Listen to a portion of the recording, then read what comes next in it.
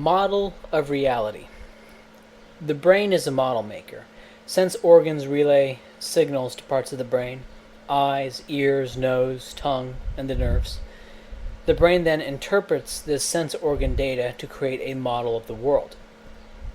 And the degree to which the world we see is constructed by the brain is underappreciated by almost everyone. It's typically only appreciated when some part of the brain is corrupted. Our very existence is predicated on modeling the world. It is impossible to be opposed to all mental models. Just walking down the street requires that the input of the matter beneath what is subjectively called our feet be modeled as something relatively solid. Even though the atoms don't actually touch, the senses relayed to the brain make a model of our foot touching the ground. When you look at the brain this way, it's easy to see that the brain exists to model reality. This is because the brain doesn't have the ability to direct process the cosmic foam. It has to create models, and these models are very general. In fact, they are necessarily general because if they were apodictic, they would be useless. Models only have use because they are incomplete and isolate the relevant elements. Take opening a door. A young child learns to pull a handle down, and that creates a model for opening doors. You pull the handle down.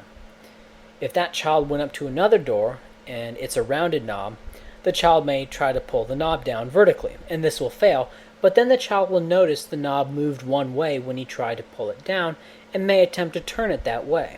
If this succeeds, the child has learned how to open another type of door. But now he also knows, more generally, that different doors may open in different ways. In the same way, we know how to walk on different surfaces, open different wrappers and bottles, twist all sorts of knobs, levers, spigots, locks, hooks, knots, and none is exactly the same. The idea of a sheep shank knot is just a modal concept. The idea of a knot itself is a modal concept. Anything other than the true atom is just a model. My theory is that dreams take things that we learn in the day and model them. They extract the concepts and apply them universally, which is why dreams seem so bizarre.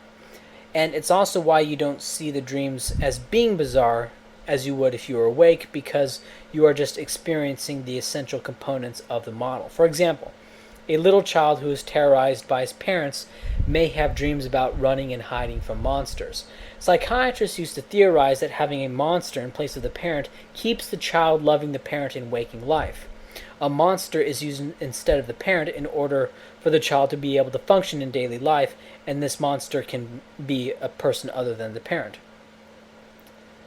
Because, a child who doesn't love the parent and runs away didn't have a very high, had a pretty high mortality rate. But I would respond to this by claiming that the monster, or perhaps a series of monsters, are used to model the concept of escaping horrible people.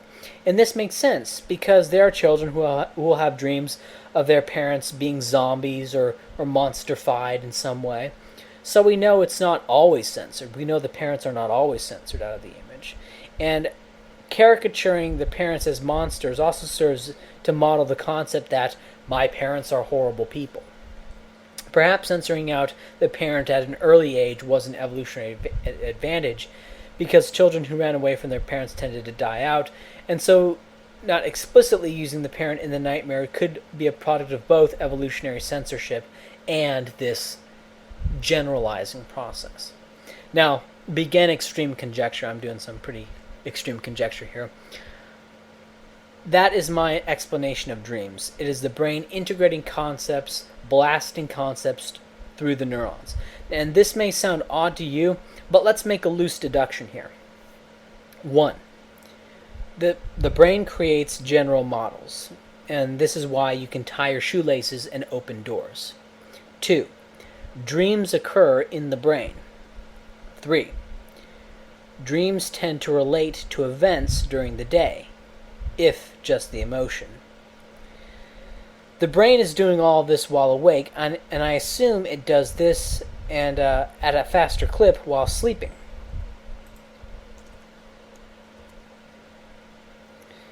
Dreams could just be a malfunction. I know that there are sleep cycles, and dreaming only occurs at certain stages in each cycle. It may be that at certain stages the information of events from other parts of the brain spill into the part of the brain that constitutes the mind. These neuroelectrical patterns do mimic thought emotions that occurred in the mind during the day, but they are not supposed to be felt by the mind part of the brain. When these neuroelectrical patterns connect to the mind at certain sleep stages directly, the result is patterns that the mind simply doesn't experience during the day. And that then results in a series of bizarre images, emotions, smells, and feelings that don't form a consistent narrative. It's like opening a .exe file on Microsoft Notepad. The difference is that the mind part of the brain is capable of processing all of the patterns in every other part of the brain. So unlike Notepad opening a .exe file, all of the patterns in a dream are discretely integrated into a bizarre and inconsistent narrative. I do not believe the entire brain is conscious, nor are/is the parts of the brain that are conscious discrete or always the same size, nor is consciousness itself a discrete property. Okay, end extreme conjecture. But the brain as modeling theory also explains why kids love cartoons, and it explains why cartoons become different for different people.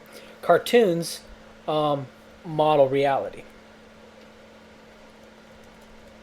As the kids get older, the model becomes more and more realistic until by the time people are adults, they're watching sitcoms. This also explains the extreme complexity of fantasy.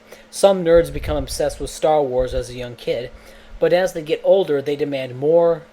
They demand a more and more realistic model of reality to play with, a more realistic dreamscape, which is why Star Wars is detailed to an insane degree and why Klingon is an actual language. Instead of growing up into sitcoms and news shows, these folks advance down a similar path in a fantasy world, in the fantasy world. And I'm not using that pejoratively, I'm just saying trying to explain what it is.